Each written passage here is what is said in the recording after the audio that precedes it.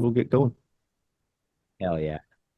Welcome you to Porch Talk. This is your host, Alan, and this is a Zoom call. Very excited to have Keith Carney on here with me today. We're going to be talking a little bit about his latest solo project, his latest record, Magenta Light. He is also part of We Are Scientists. He has a studio in his home. He gives drum lessons, and he helps people out with their projects. Keith, man, how you doing? I'm doing really well today. Thanks, Alan. How are you? Dude, good. Right before we got recording, like I was telling you, this is bread and butter right here. This is what I really enjoy doing is talking music, talking a little bit about the game. Amazing. Same, man. Same. And I just so appreciate you having me on today to talk about something I'm really passionate about. And it's great that you have this to look forward to after the gig, you know? That's right on, man. And so like just passions, and I'm sure we'll get into it a little bit. Uh I think it might roll into a little bit about where you're from, but Green Bay Packers, huh? Go Pack, go, baby. Are you a Packer? Are you a cheesehead? Dude, so where I'm at, I'm right on the Alabama Mississippi state line, and like the closest pro teams that we have would be the Saints or the Hmm. Falcons. Hmm. Uh, like we're huge on college around here, so Makes sense. my hometown is 45 minutes outside of Tuscaloosa. So I grew up going to Bryant Denny and watching the Tide with my Roll dad. Tide, baby. And hey, yeah, and I mean Green Bay does have a lot of Tide players. And so like when it comes to the NFL, it's like I'm more of a player guy. So like, during the Aaron Rodgers area, like I always liked Aaron. So like if the Packers were on, I was gonna watch him because I enjoyed watching him play. Yeah, man. Yeah. They have this magic thing about them where they manage to often, and this is, of course, entirely subjective because they're my team, but they always manage to kind of be the good guys in the NFL. I mean, they have the whole thing about not without, like, they're operating without a megalomaniacal billionaire owner. You know, like I have a share as an owner in the team. Of course, I'm not making team policy, but you know what I mean? Just Mhm. the optics of that I think is so rich in a league that's full of just so many like rich owners. So you have that. I mean, you have this like heritage of and history of like an outdoor stadium that's among the northernmost stadiums in any NFL team, Yeah, and nothing it's like just a snow day there, huh? exactly, dude. You know. And they're just always in the mix. They're always relevant. And those classic varsity colors. I mean, you know, how can you argue with that? Dude, there was a local high school not far from where I went, and they were the Green Waves, and they had those Packer colors. Matter of fact, they used the same green logo, or the G. Oh, I Like know. it was iconic. And, like first time seeing that and playing them, you're like, oh, this is a little intimidating. But Right so here, like, dude. I got it right yep, here. that's it. That's it. So I mean, Keith, like I think that kind of leads into the question is like where are you from and like growing up, like how did you get into that? Packers and all. You know, crazily, I'm from New Jersey. I'm not from Wisconsin. So it could have been a Patriot. I could have been a Patriot. Yeah, I could have been a Patriot. A lot of my family were Giants fans growing up, because there's a whole like New York, New Jersey thing with Jets, Giants. I love watching football. I'm definitely a homer in terms of Packers fandom. And how did I get there?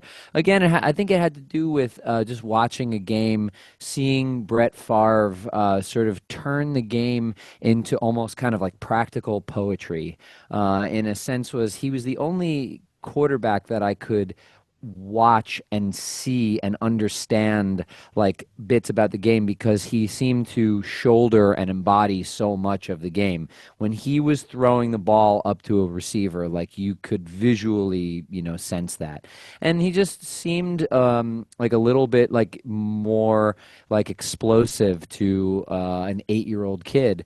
And so I was like, you know, I think I'm going to root for this team. We'll see how it goes this year. And that year that I decided to do that, they won the Super Bowl. And so I was like, okay, so this is going to work out. And then everything that you just read about them, you know, regardless of your political stance, I think it's just, again, cool to have like this sort of social, semi-socialist aesthetic in a football, professional football team.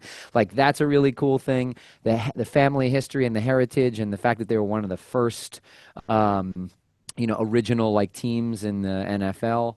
I guess it wasn't called the NFL back then, but I think it's a really fascinating thing, and I get really romantic about the things that I'm passionate about, and it's very, very, very easy to be romantic about the Green Bay Packers. Right on, man. And so, like, just back with Brett Favre, man, I remember those days too. And like, he's not where he's from, was Southern Miss or Yeah. even, he's a Mississippian. It's not uncommon to kind of pop in a restaurant and he's there. That's so fun. I was going to ask you about that actually, but I didn't want to seem ignorant. I thought he was from Mississippi, but Hmm. I wasn't sure about that. Yeah, so like he's about 2.5 hours south of here, but like he ventures up to the Starkville, Columbus area fairly frequently. Like he's got a Yeah. couple of restaurants he likes hitting up when he's in town. Makes sense. Makes sense. But very cool, man. Like and it was this way for I didn't understand it at the time. So like when it comes to MLB with baseball, Hmm. so like typically in this area you're a Braves fan, or oddly enough, you'll be a Cubs fan. Oh, But weird. the reasoning behind that was, and like thinking about it back then, it made so much sense now. But where TV was TBS returned to broadcasting. They were going to make sure that you saw the Braves. And then with I don't remember the TV station for the Cubs. It might have been like a WTVA or something. But there was a huge Cubs fan that owned that channel, and he Oh. always made the Cubs available in our area. So like you could always watch the Cubs or the Braves. That's so cool. There's a similar thing in the tri-state area, and by that I mean New York, New Jersey, Pennsylvania, where there was some kind of weird media blackout. I think it was on Giants games, and so for a lot of the, please feel free to correct me if I'm wrong. And I think a lot of the 1970s Giants games were not televised, and so what that meant was they showed Packers games instead for some reason, and so it's not uncommon. I mean, New York City is full of transplants anyway, so there are, like there's dedicated bars to every team, but even in New Jersey there are dedicated Packers bars. And I remember growing up like around a bunch of Packers fans, and it like was not uncommon. Absolutely. Yeah, it's that same thing. Yeah. So like, when somebody is around here and like they're kind of, you know, you drive by some homes and you might see a Cub flag, or you'll see something like that and they'll bring it up as like, what's a Chicago Cub fan doing down? I was like, dude, it makes like, you give them that history. It's kind of the same thing you was talking about with the Packers. It's like it was accessibility. You Yeah. knew the team. Yeah, man. That's so funny. It's the funny ways of history, the funny ways that like some person putting their thumb on the scale a little bit has an effect that ripples down for generations. It's amazing. Well, yeah, man. So, like early days, and I know Magenta Light, your latest project, beautiful piece, by the way, dude. Thank you. Uh, I was sitting at the store last night with one of my employees, and he's a music head, and like I'm a huge fan of like drone rock, psychedelic rock. That's probably like my favorite genre, and Mm. like there's not enough of it out there, or at least I don't know about a lot of it. I'm a huge like Spaceman 3, Hmm. stuff like that. Yeah. And Nikki sends over Magenta Light to me, and I'm listening to it. And I pull it up for him, and we sat and listened to it 3 times all the way through, Oh like just man. back to back, just really enjoying it. And I was sharing with him about the bio, and he was like, "Magenta Light, that's pretty cool." And I was like, "Well, it's kind of got a cool backstory with it. It's like it's kind of in dedication and honor to his wife. She had a big inspiration on why it came to be. And then also, like I was reading, like when you were a kid, how you were always kind of uh, like the magenta color. I mean, that was the first color you were gonna pick out of the box." Totally. It's so beautiful and it's so alluring, and Hmm. that's to some degree, I think, about the experience you're alluding to, where my wife had a psychedelic vision and saw that color kind of pouring out of my face. I think it's very alluring, that just the color. Yeah, man. So just early days. I mean, 8 years old, Packers win the Super Bowl. Uh, Sport enthusiast, but like, tell me about like music. How did music start coming into your life, or just art in general? Yeah, man. I mean, music has been a core element of my identity since I was about 3 years old. Oh, My wow. dad is a musician. He played in cover bands all around the Jersey Shore, and made his living that way for quite some time before I was born. And my mom, while she doesn't overtly express any music practices, she's a great appreciator of music, and she has really, really, really good taste. And so it was getting this sort of like dual-sided music education, a lot of the practical stuff from my dad, and a lot of the sort of just like taste influence from my mom. And they provided just this super encouraging environment. They got me a set of drums when I was 3 years old. And while I didn't take it like entirely seriously until I was, maybe 6 or 7 years old, music was just always around us. And it was really great because a lot of my first playing experiences was going up and sitting in with my dad's band, like at these bars or whatever. And so not only did it give me entree into this world of like live performance in what felt like a pretty safe and comfortable space, but it allowed me sort of years of hanging out with the adults.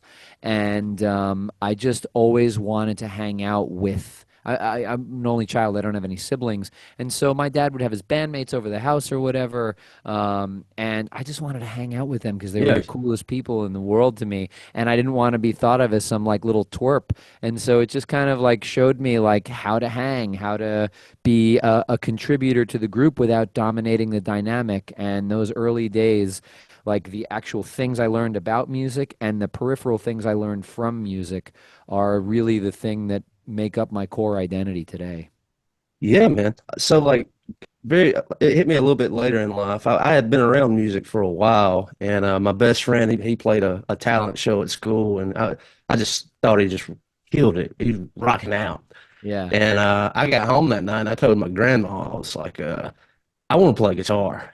And like the next day she took me to a music shop, and I'm left-handed, and I was talking, he did lessons upstairs, but downstairs was like all the instruments, the shop part.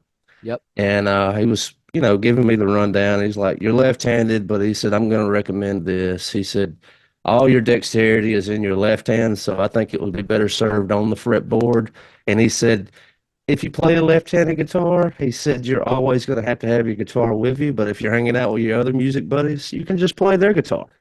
Your grandma and the dude at this music shop, these are wise people, man. These are wise, supportive people. I don't want to put any shade on lefties at all, but because my father-in-law actually is a lefty bassist and quite a great musician. And of course, Kurt Cobain, Jimi Hendrix, like Hmm. Paul McCartney, even great drummers today like Joey Waronker is a lefty drummer. These people are amazing players with great facility, but it does start you with a little bit of a handicap. And I even say to people who come in here who are not quite far along on their drumming journey when they come in for lessons with me and they're lefties, I say, hey, if you have the stomach for it, I think that it would it would give you more options to play, and give you more options to create casual music if in a righty world. My argument about this too is that there is no such thing as lefty piano. Yeah. There's no such thing as lefty saxophone, and so it's all going to be a little bit uncomfortable for us. Um, you know, you may as well sort of meet people on those terms, so that's very cool. Yeah, I mean, absolutely. And man, like, as I had a guitar teacher a couple of years later, and like kind of like what your dad did for you is he was giving lessons, but he was also playing the bars in town. And Hmm. when I got to a certain level, he was like, "All right, we're going to be playing at so and so tonight. Come on out and I'll let you sit in with the guys and we can get you some live experience." And so, like, man, just like 15, 16, 17 years old and like working hard at it, cutting my teeth and like getting opportunities. And like, just back to your like drums, and a lot of people don't even think about that. Is like, if you're setting up your drum kit, it is left or right handed. Hmm. It's And true. a lot of people don't think about that. Yeah, no, it's very true. Um, there's ways around it. The drummer, Billy Cobham, and the drummer for the Dave Matthews Band, Carter Beauford, they play in the sort of like adapted lefty style where rather than crossing their hands over to play the hi-hat and snare drum, they play open, meaning their left hand is on the hi-hat. Ilan Rubin, the new drummer for the Foo Fighters, plays this way a lot of times too. My friend Chris Egan is a lefty drummer who puts his ride cymbal on the left side and plays his hi-hat open and keeps it in a righty setup, which I think is a great sort of practical version to not have to. Frankly, you're gonna piss off the sound person because they're gonna have to move everything around or whatever on the kit and whatever. And like you said, very very well, like your teacher said, you're gonna always have to travel with your axe. You know. Hmm. That was just it. So, like, man, growing up, uh, hanging out with your dad's bandmates, going out, sitting in with them, uh, like, when would you start kind of carving out and like, all right, it's time for me to find my own band? Like, where did that Yeah. go? I mean, that happened right away. That happened in middle school. I got together with three great friends, and it was the '90s, man. It was the thing to do.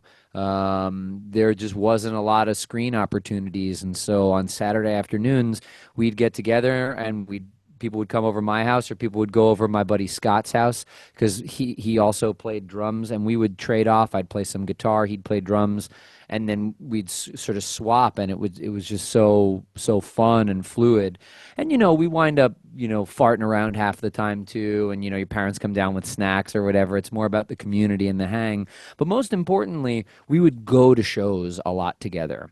And again, like I said, it was the '90s. It was this really really rich time for indie rock and punk rock music and underground music, and there were all these VFW halls and places around New Jersey that would put on all ages shows.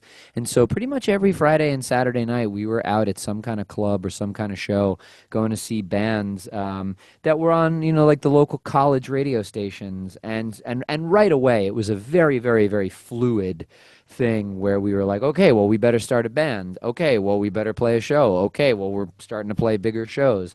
And that just kind of continued our whole time in high school, whether it was at our high school talent show or it was like playing, the local clubs like Chrome and Birch Hill or like the firehouses and VFW halls around New Jersey.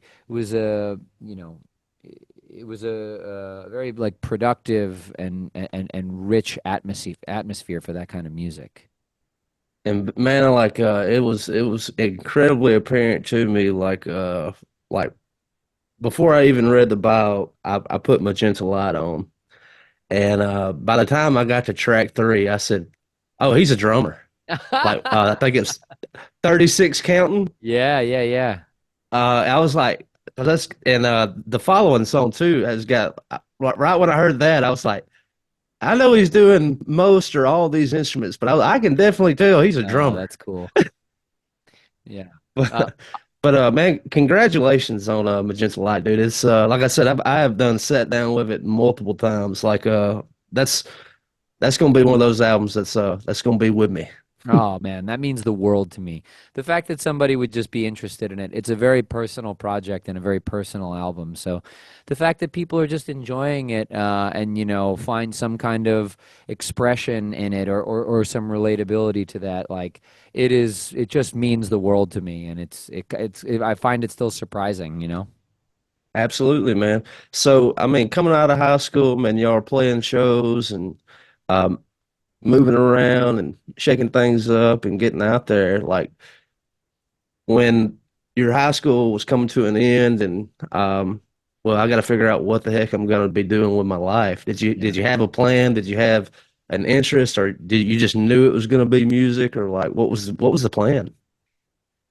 That was a good question. My girlfriend at the time asked me that too, because she was a great musician, and we sort of divided on that, where she went to school for music education, and I went to school for music performance. And my thinking about college, I don't think I would have been able to articulate it this cleanly, but I just wanted to study something really deeply. And drumming up to that point had given me a place to focus energies. And even if it didn't provide literal answers for things, what it provides you is it provides you a process of thinking. And I think that that's the most important part, whether it's a trade school or whether it's, an apprenticeship or whether it's, a 2 year education or a 4 year education. I think the cool thing about, people about going and pursuing a little bit more education in a specified field is that it gives you a process for getting under the hood and thinking about things. And so that's why for me it was going to be music. There was a time where I sort of flirted around with the idea of like I wanted to be a film. I wanted to write about film and cinema because I'm a big cinephile. Um, and I also got a degree in journalism. And obviously I just wasn't thinking about money because first of all I was 18 years old and deciding to go to school for jazz music and journalism is not exactly the wisest thing. I wasn't thinking like you were in terms of hey, there's this liquor store for sale. I better go pick it up because I got the Yeah, funds for it now. But it's working out, and it's a thing that you learn very quickly that you have to hustle. And I learned that from the very beginning. Again, like people weren't just handing you shows when I was in high school. You had to go out and seek those out, and then you had to get people to come to them. And so, it's a very similar thing like with my life now is people don't just hit me up and ask me to play on their records or hit me up and ask me to teach them lessons. I have to present myself and make myself available and just kind of hustle and do things. It was only until the last couple of years that I was able to make my money completely from musical endeavors. Over COVID I worked as a bartender. Before COVID, I would take like a gig a month doing PA stuff where I was like working as a photo assistant or something on a fashion photography shoot because it's a thing that's available here as a kind of fly by night profession in New York. And I think there's no shame in that kind of stuff. And yeah. So the plan was I'm sort of rambling a little bit here, but the point being that music was always a thing that sort of called to me. And I knew that even though it's not the most practical means of making money, that it would set me up with life skills that would be transportable to many areas of life. absolutely, man. I've like when I graduated, man, I wasn't gonna go to college. I was living with my grandparents at the time, and I barely graduated. Like my grades were fine, but like we were halfway through my senior year, and like the vice principal and the principal was pulling me in the office. It's like, look, um, you got like three more tardies, and we're not going to be able to let you walk, man. Like Oh, you gotta take this a little more serious. I mean, and by that time I was checked out, man. I had quit. I used to play baseball. I had quit playing baseball to play guitar and to play mhm. shows and doing all that.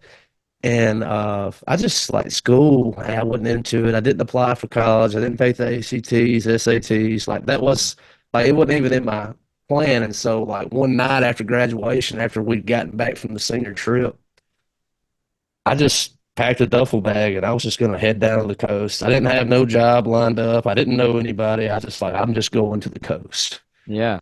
And my grandma called me out in the driveway. I was about to crank up the truck and leave. And she said, "What are you doing?" I said, "I'm leaving."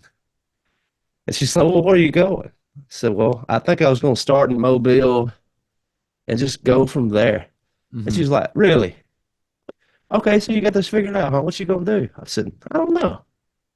Where are you going to live?" I said, "I don't know that either." She's like, "Why don't you come back inside and let's talk about this?" And so some of my best friends, they were over in Tuscaloosa at a place called Shelton State. It's community college, and they were all doing the trades. One of them was in like machine shop, and the other one was doing welding. And she was like, "You don't need an ACT or SAT. Like, why don't you go take a visit, walk the halls, and see if anything there interests you?" Yeah. So I did, and it was electrical. Like I did industrial electronics, like circuit boards, and I mean that's how I got into metering and Yeah. electric meters and all that. And I got that degree, knocked it out in a year and a half, worked in that field. I was working on like electric motors and servo motors and PLC, programmable logic controllers, and a lot of like factory stuff. Yeah. And I was in that field for a year and a half, and like I was still playing music, and I was like that was always like something I really enjoyed. But the work side of it, like how I was paying the bills, it just felt empty, and I wasn't satisfied. So I would eventually like go back to school, and I would do like more music, and I started like studying like I was focusing on like culture and society and like studying all that. And went down. I did end up down in Mobile. I went to the University of Mobile, so that was There kind you of go. ironic. I called it, Yeah. and while I was down there, I had already been out of college in the workforce for a little bit, so I was a little bit older than everybody else by a couple of years. Yeah. And getting to know all them, and like they're freaking out, like, yeah, I don't know my major, and I was like, it'll be okay. I was like, I think the main thing that you want to focus on right now, and like even today, if I'm talking to somebody that coming out of high school or maybe they're going back to school and it's like, well, do it online or go in person. I said, well, it kind of depends on your situation. But the one thing that I always thought about college was it's more important to like build and foster up those relationships. Because I was Mhm. like, some of the people that I was in class with at the University of Mobile, like, I mean, some of these people are like doing insanely impressive things now. And it may Mhm. not even be music, it might be like career related. And like we still call on each other. And I Yeah. was like, so get down there and foster and build up your friendships. And I was like, because you never know who you're sitting next to, It's really you true. know? Yeah. And most of my friends that I still make music, I just played a show in support of my album, and a lot of my band and a lot of the people that played that night were people with dudes that I either went to college with or met via associations of people through college. And it really kind of changed my life in that way. And I'm sort of here as a result of that. And that's just it, man. And like, I guess, like for that, I guess advice for those listening is like, man, like just build up those relationships. Because I mean, you don't, because a lot of the things that I still do today and a lot of the opportunities that kind of land in my lap is still because of those people. Like we Totally. somehow take care of each other. Totally. Totally. Well, dude, I wanted to like kind of bring it up to today is which I know like you've been in bands for years and like playing all that. Like, what made you want to set out and start like with the solo project? Like, what brought that on? Mm. I think it's been percolating for years, and it's just kind of been on my mind my entire adult life, really, to put out a record. I just really never knew what that sounded like. As you brought up before, like, drums are my main instrument, and I think it would be ridiculous to try to camouflage that. You But wouldn't hide it, brother. I'll take that as a compliment. Um, but I've always been interested and have melodic ideas and harmonic ideas in the bands that I work with. Of course, you want to be careful about not overstepping your ground and like allowing people like to express the song that they've written in the way that they've written it. Um, but I've never been shy about, in the correct situations, offering ideas in that regard. And I have ideas when I listen to other artists' songs that it's come on the radio or on streaming or whatever. And so I think that it was just a thing that I couldn't hold the floodgates back anymore. And when my wife expressed that she had this vision of magenta light pouring out of my face, I said, like, this is it. This is like almost like a sort of spiritual vision that I can hang my ideas on. It's yeah, and while it wasn't a literal thing in the recording process, there's no song called Magenta Light. The way that looking at the color magenta makes me feel is the way that this record sounds. And it just it got to a sort of like a place where I couldn't hold it back anymore. And so the next day after that experience happened, I started writing songs.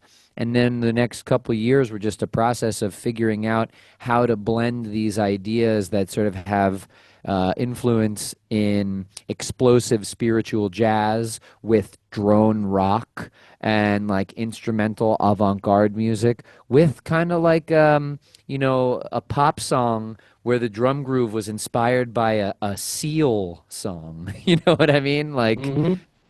and how to make that feel like a coherent whole in 25 minutes. Yeah, man, and job well done. And like that was some of the things I was going to pick your brain about, like when you were coming up with the record and just the writing process. Mm, Is I mean it's a question I like to pose, and there's not a wrong answer. I'm not even sure if there's a right answer, mm. but like when is a song finished? Oh, And is it pen to paper and it's you finally jotted it out, or is it the first time you play it out live and you see the audience kind of be moved by it or absolutely hate it, uh, yeah, to where you're back in the or in rewrite, or is yeah. it when it's finally recorded and like that's it?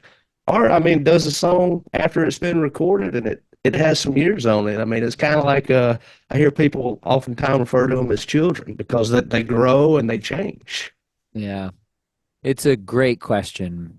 And it's something that my wife and I discuss all the time. It's a conversation, it's a constant dialogue between us. She's a painter, a visual artist, and we're constantly discussing when her paintings are done. And she's constantly asking me about like, well, when is this song finished? And it was something that I had to grapple with. And it kind of sounds like a bunch of hooey until, you've actually done it, and yeah, there were a couple songs that I had to rewrite, where I redid the lyrics and tried to find a home for certain guitar parts and would rip it up and sort of go back from the drawing board, but with just a couple sort of foundational ideas. And there were a couple other songs that expressed themselves fully in, 2 nights worth of work. Um, so it's a great question. I definitely don't have the answer for it now. And I think part of the thrill is that there can be a different answer to that question with each artist or each album or even each song. And the Hmm. fact that there is no wrong answer for it. It's one of the beautiful mysteries of art production.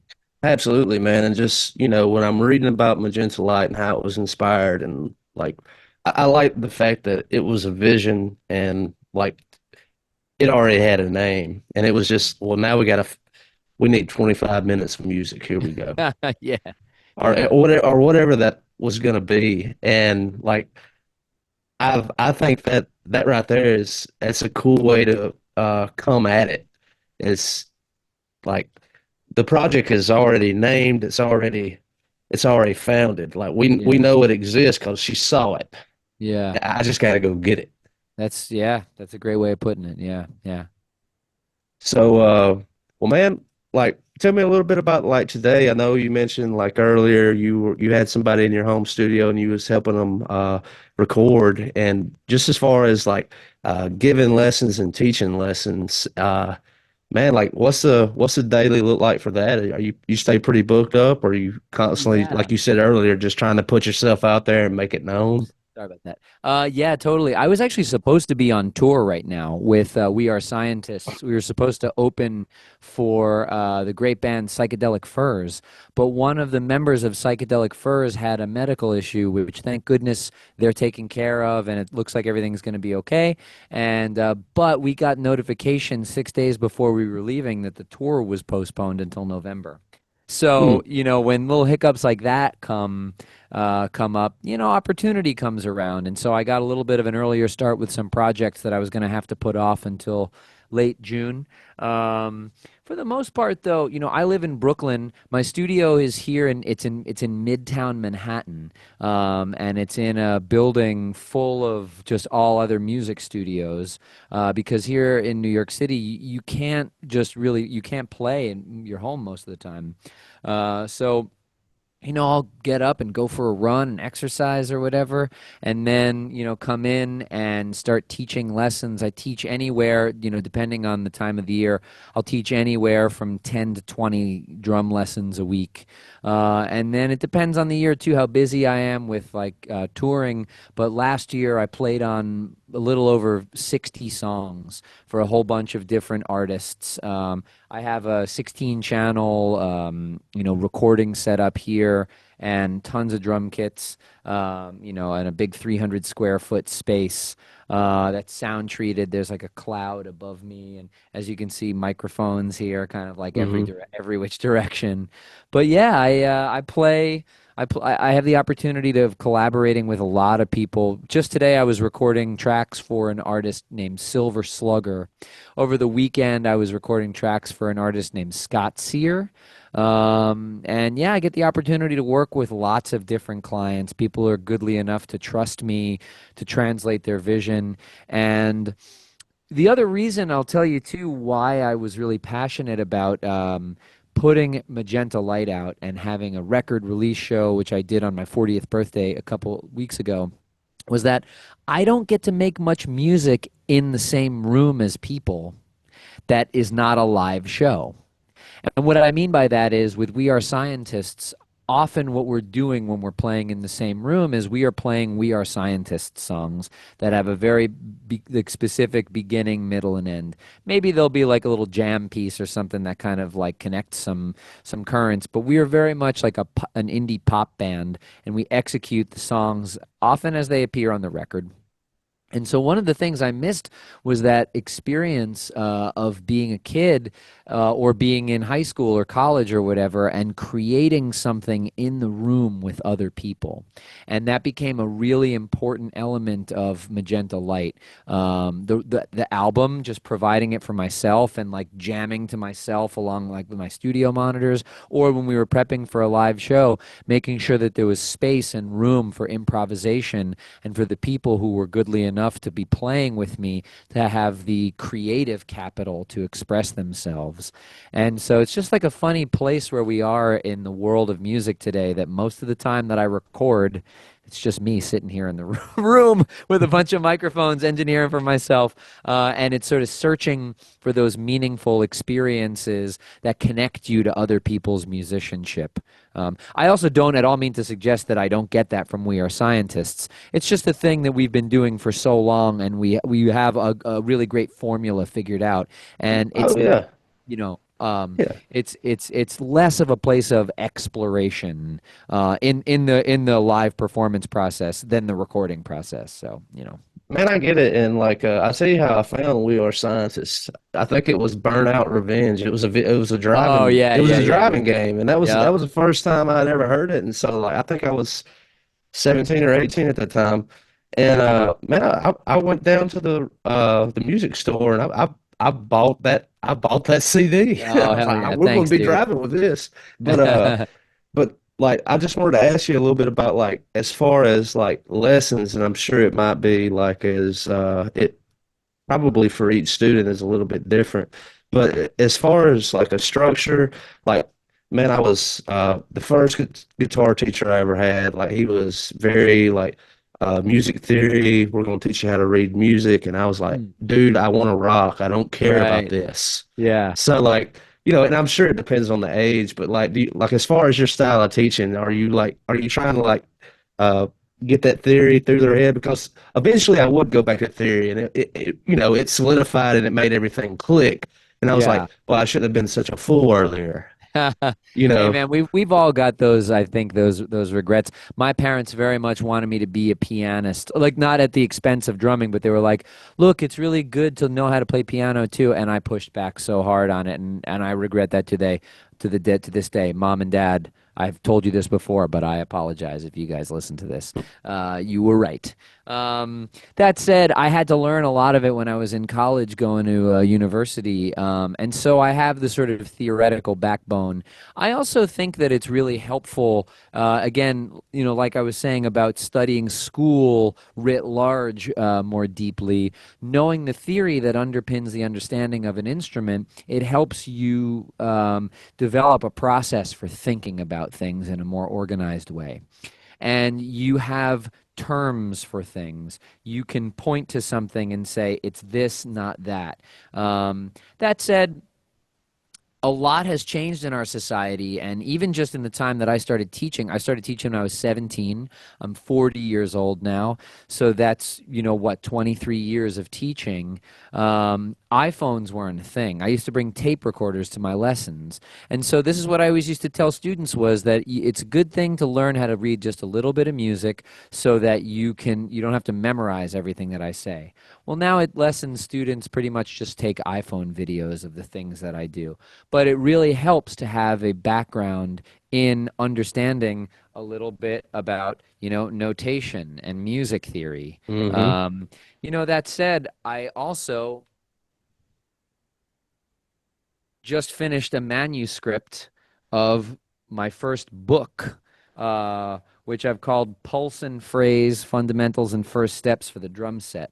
And it's basically a process oriented method book that breaks down, like music, like some elements of, I'll call it like rhythm theory, but also just kind of tries to make it so that it feels the way for the student that it feels when I'm in the room. So a lot of my lessons are dedicated to these things that I call trail markers because I'm a big avid hiker. I love thinking about nature and I love relating an abstract concept like learning an instrument to a physical thing like wandering through the woods. And so part of the book is about these things that I want people to keep in the back of their minds. And it's almost like mental preparation. Some of these things, for example, is like it's harder to measure silences than it is to measure sounds. So this is why we count. Awareness is the goal, not perfection. Awareness unifies, perfection isolates. Playing it slow will let you know. Prioritize and compartmentalize. And I expound on all of these things, but I could even imagine this being applicable to like somebody in business. You know what I mean? Absolutely. And so, yeah, there is a good amount of theory. There's some reading in it. But the other thing, too, is that once you have the understanding that you don't need to be a fluid reader in that you're like sight reading classical music pieces where every measure equates to, 4 beats on the drums, and that you're just using reading as a tool, as a note taking device. I think that it helps so much with with any kind of practice. I was just recording this song as I just mentioned to you, and I had to take a little bit of notes. I had to like sort of jot down the music form for this song. I think I have an example of this really quickly, or maybe yeah. And so this is hardly like crazy music theory. I don't know. Mm. I don't know if you can see this. Yeah, yeah, I can see it. But just basically being like, oh, that sounded like a specific guitar figure. Okay, I'm gonna jot down what that is, and then I'll write out like notes for it, like verbal notes, 8 bars through this, whatever, 8 bars through that, intro. I'll write out like a form, but then if I hear something at measure 6, it's way easier for me to write out the notation for that thing than it is for me to try to verbalize and like while I'm playing, like squint at it.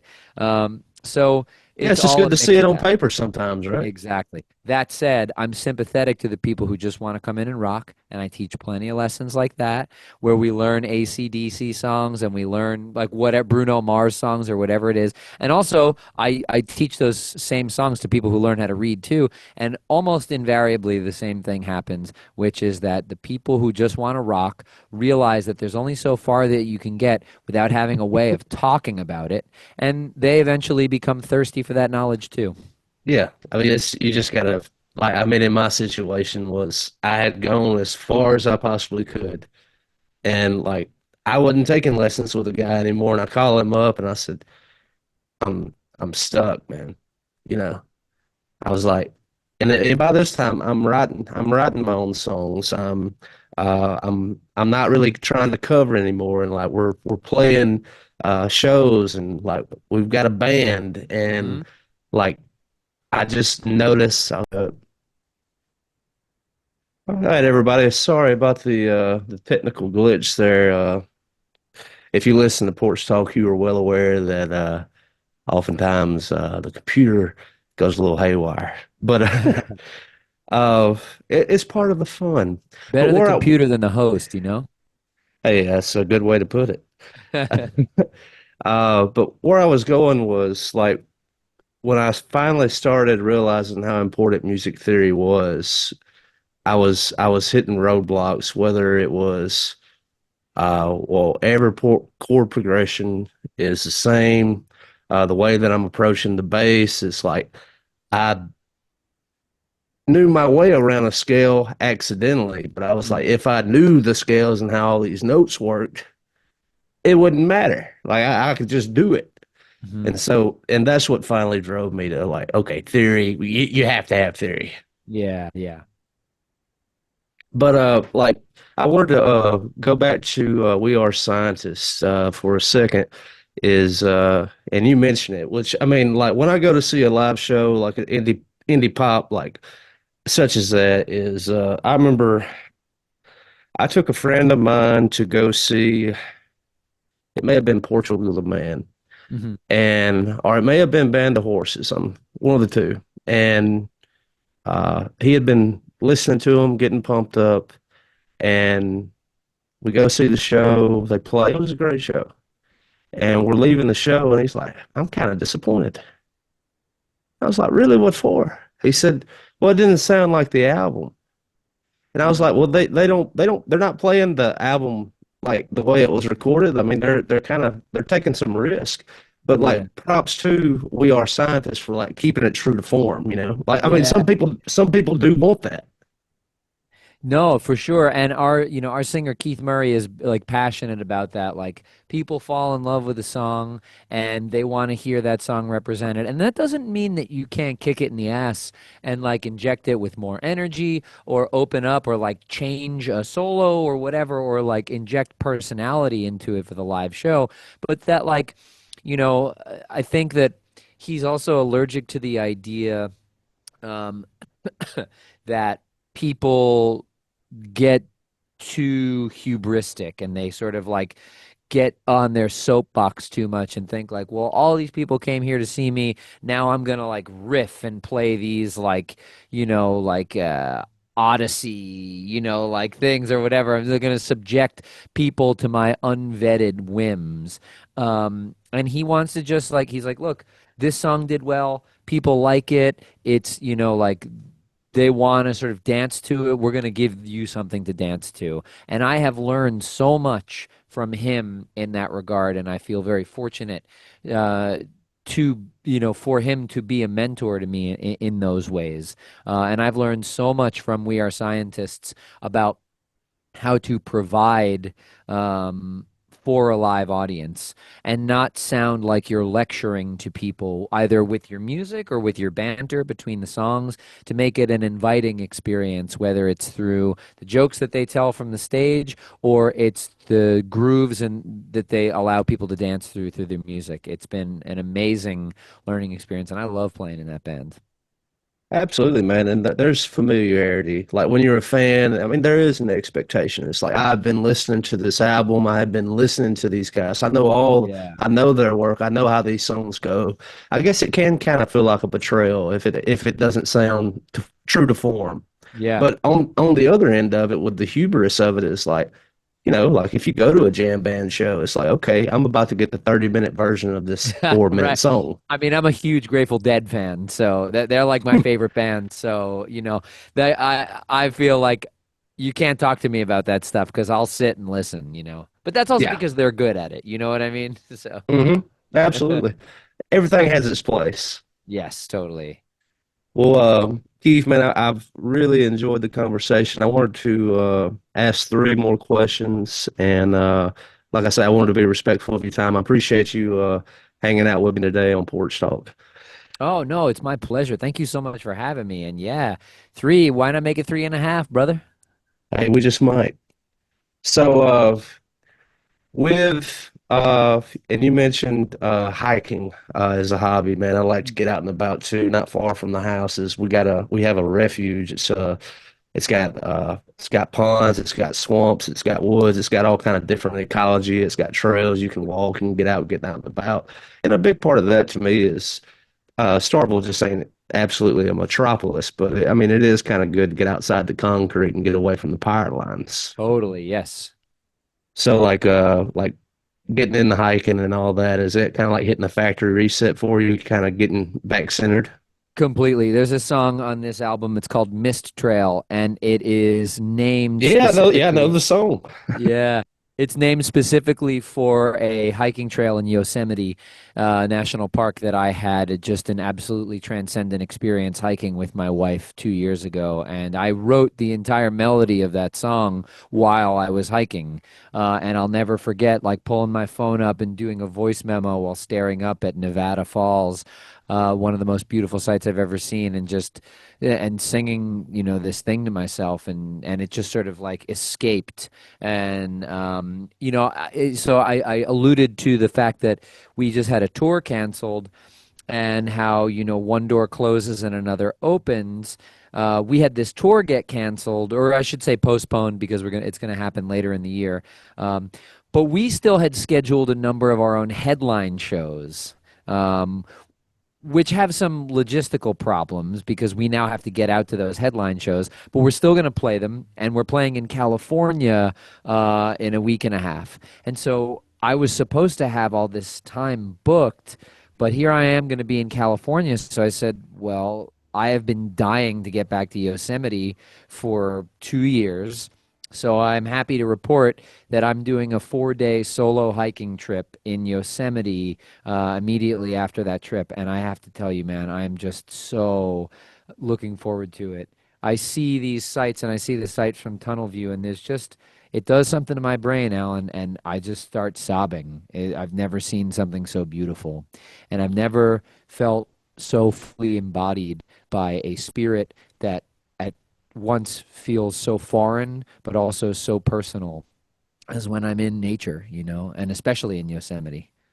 Absolutely, man. And that was going to kind of follow up into the next question is, man, I had an opportunity to go to Chile, and we spent 2 weeks in Santiago, Oh, cool. and we were there working, we were doing music, and we were going to different colleges. At that time, it was kind of hectic in Santiago, and I'm not really sure where they are politically right now, but it was a lot of black bloc.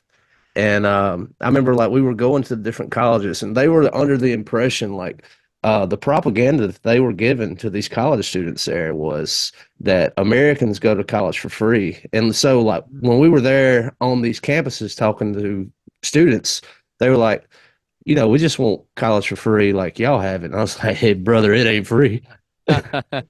Yeah, And man, that's and they're pulling up these videos and showing it and all this like propaganda. And I was like, that's bull crap. And it wouldn't be nothing to be walking down the streets of Santiago and you see a Molotov cocktail go through a building.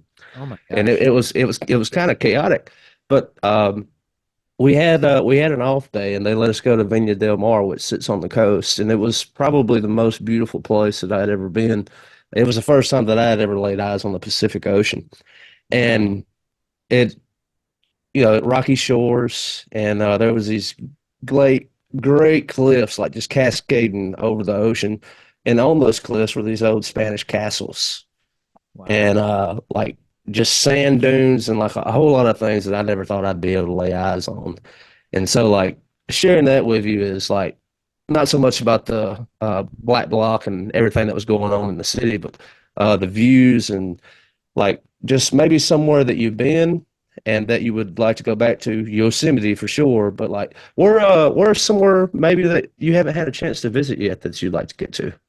I mean, Santiago, Chile is a perfect example. I've actually never been to the South American continent, which is something that I'm very, I don't want to say embarrassed about because it just hasn't, happened yet. I haven't been able to make the time yet. And I travel quite a bit for work, but I do a lot of travel to Europe and to the UK. And so I've been to most European nations.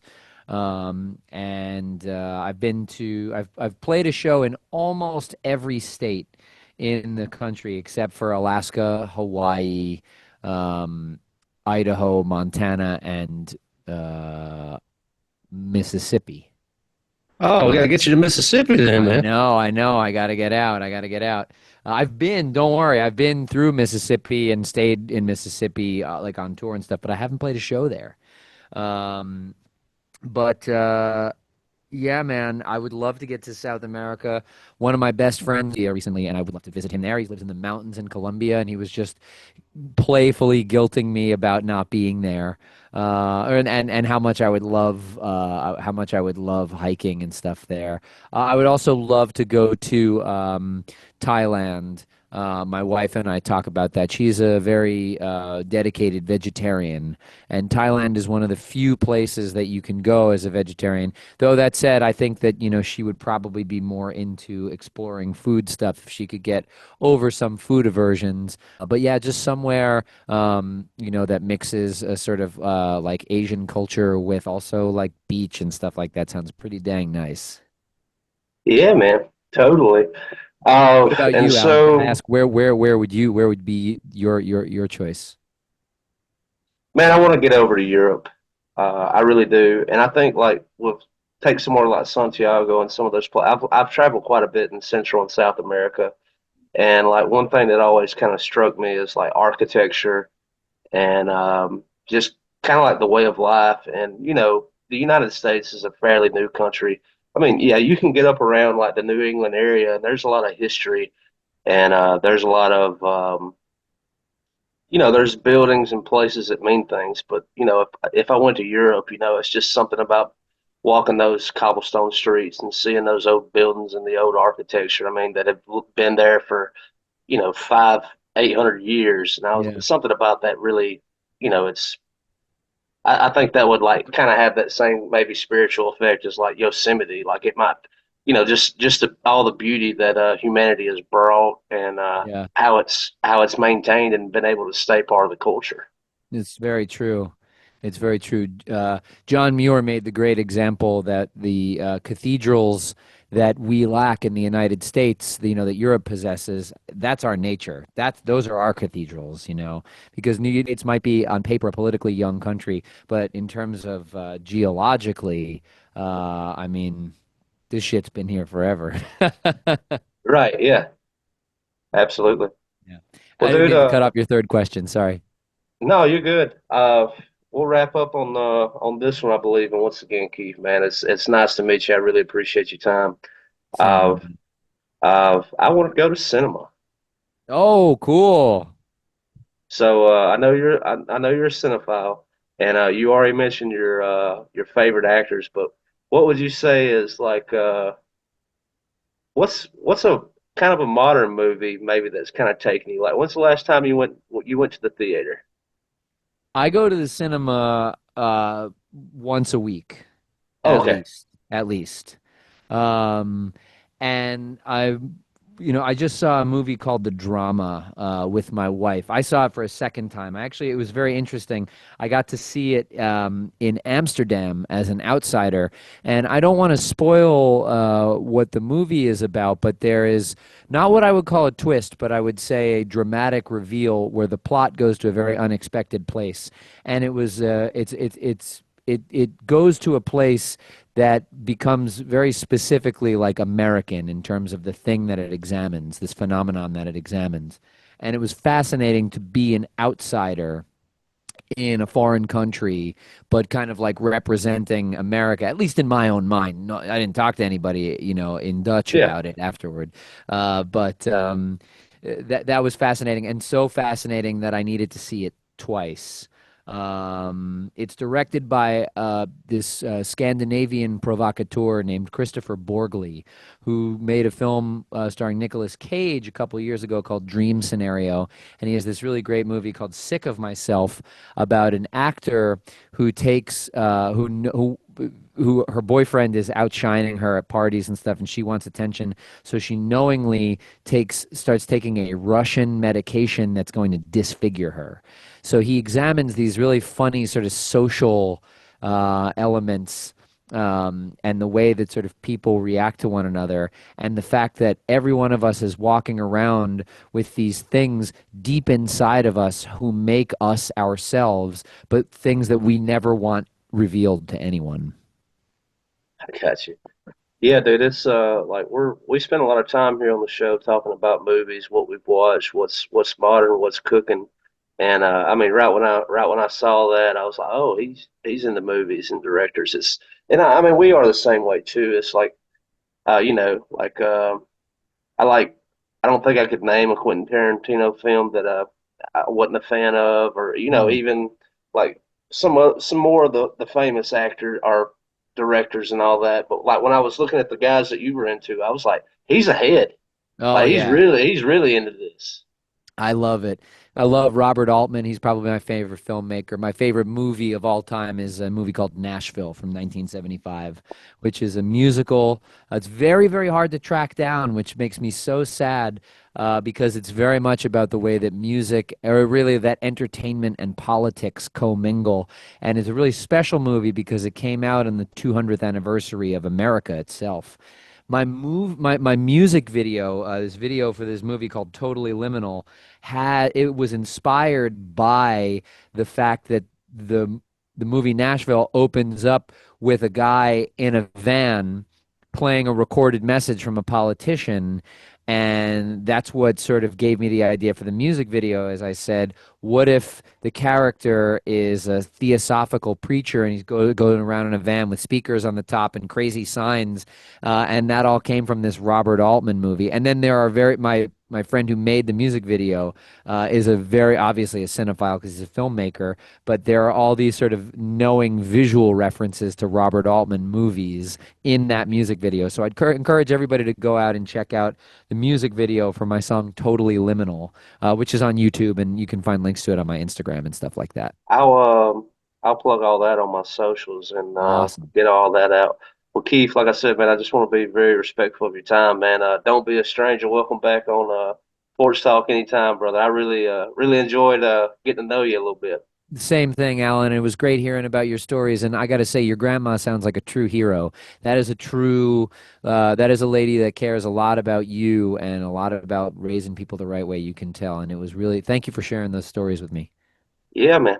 Anytime. Well, Keith, you have a good one, buddy. Pleasure, Alan. I look forward to the next time.